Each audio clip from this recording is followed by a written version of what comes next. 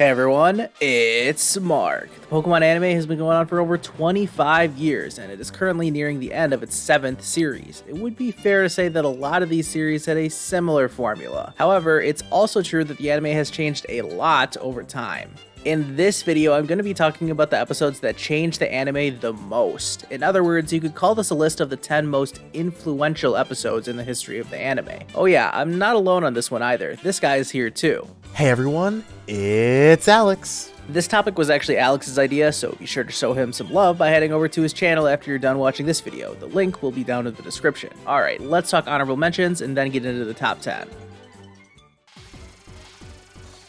I only have a couple of honorable mentions that I want to point out, starting with the 2 episodes of the Best Wishes series that never saw the light of day. Episodes 23 and 24 of the series were supposed to be about this big Team Rocket versus Team Plasma showdown, but a real-life earthquake caused the anime to change their plans and scrap this entire storyline. This literally changed the entire Best Wishes series, with major events being either rewritten or taken out entirely. These episodes only affected this one series though, so that's why it's an honorable mention. The only other honorable mention I want to bring up is episode 121 of the Diamond and Pearl series. The episode itself is actually pretty uneventful and boring. However, it is the first episode to have a 16:9 aspect ratio and be in high definition. That certainly changed the anime for the better. Alright, now let's get into the actual top 10. Number 10, Pokemon Emergency. The humans with the most screen time in all of the anime are Ash, Jessie, and James, so it's no surprise that episode 2, Pokemon Emergency, is one of the episodes that influenced the future of the anime the most. The episode featured the introduction of Team Rocket, with Jessie, James, and Meowth attacking a Pokemon Center. Ash and Misty fight them, with Pikachu delivering a final blow and blasting them off with its Thunder Shock. Yeah, this was before Pikachu even learned Thunderbolt. After this episode, the Team Rocket trio made it their goal to capture Pikachu and appeared in every following original series episode, destined to play a role in some sort of B-plot to every episode. While those were the main influences of the episode, it's worth noting that the episode introduced Nurse Joy and Officer Jenny, who went on to have their own impact on the anime. Number 9, The Legend of Thunder. Although the Pokemon anime has all kinds of interesting and unique characters, the show has always revolved around Ash Ketchum. Well, except for the side story episodes, or special episodes, whatever you want to call them. Way back in 2001, they decided to make a made-for-TV movie that did not feature Ash. Instead, they used the Generation 2 game protagonists as the main characters of a decent little story centered around the legendary Pokemon Raikou. This opened up a lot of possibilities for the anime to further develop supporting characters without Ash being front and center. After The Legend of Thunder, the side story episodes that made up Pokemon Chronicles gave Misty, Brock, Richie, and several more characters some time to shine. We would later see special episodes involving Ash's traveling companions, which showed what they had been getting up to after parting ways with Ash. The pinnacle of these side story episodes were the 4 Mega Evolution specials that ran parallel to XY, which served as an introduction to Elan and a lead-in to the climactic XYZ season of the anime. It's a little weird not seeing Ash be the protagonist, but after they took a chance with The Legend of Thunder, the anime had paved the way for all future episodes that focused on what went on when Ash wasn't around. Number 8, Enter the Champion. For over 20 years, it seemed Ash was incapable of winning a Pokemon League. Top 16, top 8, top 4, back down to 8. Wait, he's in the finals now, does that mean? Nope. But then we made it to SM episode 139, and holy crap, the lad finally did it. After this, Ash was shown to be a champion level trainer immediately. In the following episodes, he defeated Professor Kukui, an undefeated trainer in Alola, and the closest thing the region had to a champion. Leading into the next series of journeys, he was shown to be an equal of Champion Leon when he barely lost while using the unfamiliar gimmick of Gigantamax. Then he defeated a champion in Iris and is scheduled to be defeating the likes of Cynthia and Leon later into the Masters 8. Now, it would be nice if Ash actually remembered he was a champion, at least he mentioned it 76 episodes into Journeys, but regardless, Ash actually winning in the finals of a league tournament completely changed the status quo of the anime. It could even be argued this is the reason Journeys isn't restricted to just one region, because Ash would just win the Galar League. Number 7, Fear Factor Phony. Here I am once again talking about a completely unremarkable filler episode, but episode 146 of the Advanced Generation series has a lot more going on than what meets the eye. In fact, the reason it makes this list has nothing to do with what you see, but rather what you hear. This was the first episode after 4Kids Entertainment had stopped producing the English dub of the anime, with Pokémon USA taking over and replacing basically all of the English voice actors of the show. While the voice acting changes is what gets the headlines about this episode, the change of production companies for the English dub would result in major changes to the dub for years to come. And since I am assuming that most of you watching this video have watched the English dub of the anime, then you'll agree about just how influential of a change this was. Number 6. Electric Shock Showdown. If you've played any Pokemon game, you've evolved a Pokemon. In the games, you'd almost never want to use unevolved Pokemon, since evolved Pokemon always have higher stats than unevolved Pokemon. That's the whole point of evolution after all. When the anime started, this also seemed to be the case. Ash's Caterpie evolved right after he caught it, and the concept of evolution was brought up in episodes like Clefairy and the Moonstone, as well as the School of Hard Knocks. It wasn't until episode 14, Electric Shock Showdown, that the idea of evolution was questioned in the anime. Ash's Pikachu was defeated by Surge's Raichu, which makes sense as it is the unevolved and weaker of the two. After that, Pikachu chose not to evolve and instead trained to be strong in its form, and then went on to defeat Surge and Raichu.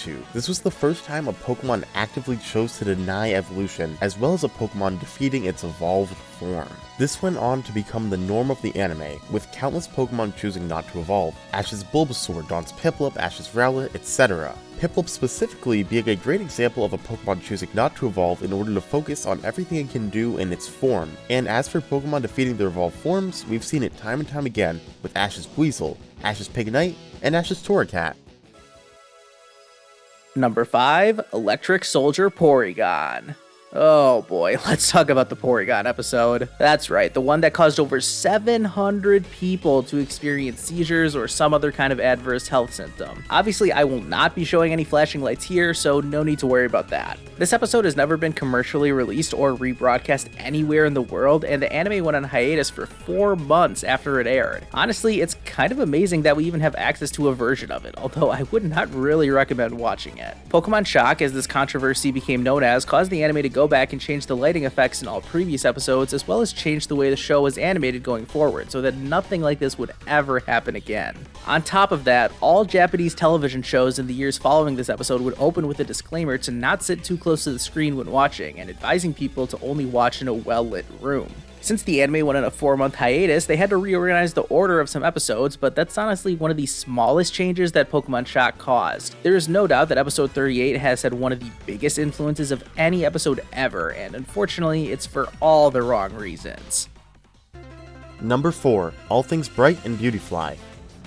From episode 1, Ash has always been the protagonist of the anime, and in the original series, this meant he was the only character to ever get focus in character development. Brock had his goal to become a Pokemon breeder, and Misty aimed to be a water master, but they rarely had character-focused episodes to develop these goals. This all changed in episode 13 of AG, where we were introduced to Pokemon contests. This was the first time a new goal was introduced that was treated as an equal to gym battles instead of being secondary to them like past goals. On top of this, this was the episode that led May to become interested in contests, which was one of the most important events in the entire anime. May's interest in partaking in contests was the first ever instance of a true deuteragonist in the anime, and if you don't know what that word means, it's basically a secondary protagonist who is equal to Ash. Deuteragonists continue to be an important part of every future series, with few exceptions. Dawn participated in contests equal to Ash, Go catches them all and does trial missions, etc. Characters like Iris, Alon, Serena, and Gladion may also be considered deuteragonists, depending on any person's specific opinion on the matter. But regardless, it was May who set the precedent. And while we're here in AG13, this is where Pikachu started to learn Iron Tail, one of his most iconic moves. Number 3, Gotta Catch You Later. Episode 273 was the second to last episode of the original series, and one of the most emotional episodes ever. After the Johto League had finished, it was time for Ash, Misty, and Brock to return home. Their first stop was in Viridian City, where not only did Misty's sisters reveal that they were leaving her in charge of the Cerulean Gym, but also the nurse Joy at the Pokemon Center had Misty's bike repaired. You know, the same bike that Ash and Pikachu had ruined back in the day, which is what caused Misty to start following Ash in the first place. With Misty set to leave the group, Brock also dropped the breaking news that he would be going back to his home as well, which meant that the original trio would be splitting up. Sad montage and tear-jerking scene later, Ash was truly on his own for the first time since he left Pallet Town to begin his Pokemon journey. After meeting up with Gary and another fateful encounter with Ho-Oh, Ash had his mind set on going to the Hoenn region. This episode wasn't just the end of Ash's original series adventure, but also the start of Ash's next journey. What this episode showed was that the anime can get rid of characters like Brock and Misty, who had been with Ash since the very beginning. They can get rid of all of Ash's Pokemon, well, except for Pikachu, and they can send Ash to an entirely new region. But the Pokemon anime can continue.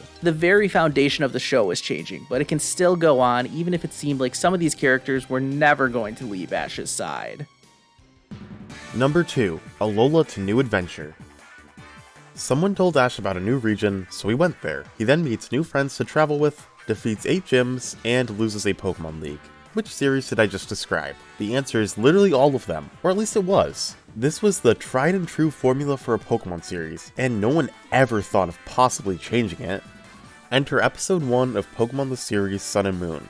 This episode may have single-handedly made the biggest changes to the status quo of the anime. No longer are there 3 to 4 main characters. There's 6 now, 7 if you count Kukui. No longer does Ash travel a region, he has a house now.